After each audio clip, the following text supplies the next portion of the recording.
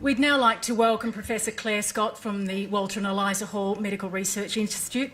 Clare is one of Australia's leading researchers and clinicians of rare cancers. Clare experiences the challenges of rare cancer treatment and research every day. We thank her for her support, and both tonight and ever since we formed Rare Cancers Australia. Please welcome Clare. Thank you, Kate and Richard. I feel very privileged to speak for Kate and Richard and for the many expert consumers and Australians and their families who are fighting against rare cancers today.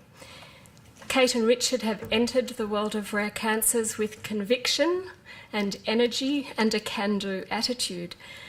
And I think they are in no small part buoyed constantly by the stories that they hear from Australians who have rare cancers. And that underpins their report. Just a little more time. They have highlighted for us in that report the real risks of increasing incidence or numbers of Australians with rare cancers. And as Richard said, I'm going to focus on the rare end, which is 22% of cancer diagnoses and 30% of cancer deaths. Given that we've failed to improve the survival outcome for these Australians over the last couple of decades, this really contrasts with the improved outcomes that we've seen at the same time for patients with common cancers. And the current reality for Australians with a rare cancer is no small problem.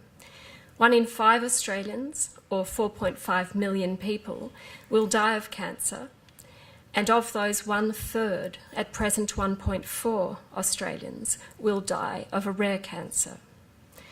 Many Australians with a rare cancer will have a drawn-out diagnosis, followed by little in the way of evidence-based care and treatment focused on their cancer type.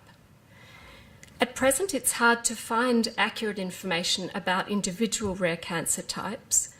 By subtracting common cancers from the most recent Cancer Australia dataset from 2005, we can see that rare and less common cancers, as Richard showed us, received only 13% of research funding directed towards specific cancer types, and only 12% of PBS cancer expenditure. Rare cancers, therefore, receive less than this amount. Of course, we look forward to seeing the new figures when they're available, and we do expect that there will be some areas of change, for example, melanoma, and I'm sure that many of you have been aware of the latest news reports. I would like to compare rare cancers with 2 examples, blood cancers and breast cancer, just to illustrate some points.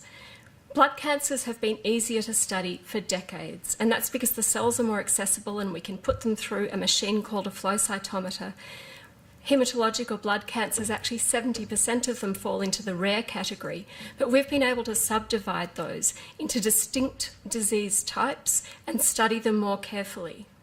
What that means is that despite for only accounting for 10% of cancer burden and 10% of cancer deaths, blood cancers have received 1/3 of PBS cancer expenditure. Similarly, breast cancer has received 1/4 of PBS cancer expenditure, despite for accounting for only 10% of the burden and 7% of cancer deaths. But there are good reasons for this apparent imbalance, and we should learn from them. For breast cancer and blood cancers, we understand enough about those to produce drugs which impact on survival. And we have high-quality evidence to underpin PBS approval of expensive drugs which save lives. It may also reflect the inherent responsiveness of these types of cancers to the sort of drugs that we have available to us at the moment. But let's drill down for a moment on rare cancers. We don't understand enough about most rare cancer types because there are only a few cases of each cancer type in any given cancer centre, making them hard to study in the traditional sense. We don't know if we have drugs which could impact the survival of these cases. We don't know whether we have we certainly don't at the moment have high-level evidence for most types of rare cancers to influence the PBAC with new drugs. And we don't know about the inherent responsiveness of many rare cancers to newer treatments. We do have some light to shine on this, however. We need to access new technologies, and this is the time to do that. It will be complex, and we can't use our old approaches of one cancer type at a time. We need to understand the gene wiring of rare cancers, to look for gene patterns, not just for one or two genes at a time, but for hundreds or thousands of genes at a time, to compare one patient's rare cancer at diagnosis with what is known about many cancers, just like looking for a fingerprint match in a database. Most importantly, to pick a match with a gene pattern known to respond to a particular drug, based on what's been learned from more common cancers. And we need to prove that this gene wiring approach is more cost-effective by saving time and reducing the number of invasive tests needed to make each diagnosis. Proof of the best way to save lives will take longer. Across all cancers, we need to redesign our approach to clinical trials, and that has become increasingly apparent over the last 5 years. We need to focus on gene patterns that match with a particular treatment and build the trial around that, not around what type of cancer the patient has. We need to make cancer trials, in essence, smaller, smarter, focused on gene wiring, and more affordable and more likely to make a difference. And they are more affordable because they're smaller, and they're smaller because we subset. And if we're going to biopsy and profile, that's appropriate. We don't need to look at such large numbers of patients if we expect to show a real difference. It's all about effect size.